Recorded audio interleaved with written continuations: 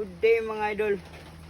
May saging kami dito mga idol ba na dito sa amin is bihira mo na lang makikita.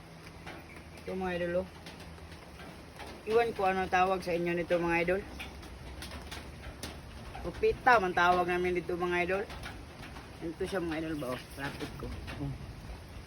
Haba siya na may iba yung mga idol. Patulis yung dito oh. Minsan ako makita ng ganito mga idol. Noon, yung lula ko noon mga idol, marami sila ganito. Daan ang panahon. Ayun, minsan ka na makikita ng ganito. Iwan ko lang sa lugar nyo mga idol. Ito yung tinatawag na pupita mga idol. Oh. Ginagawa namin dito noon oh, idol is anong yung tinatawag dyan?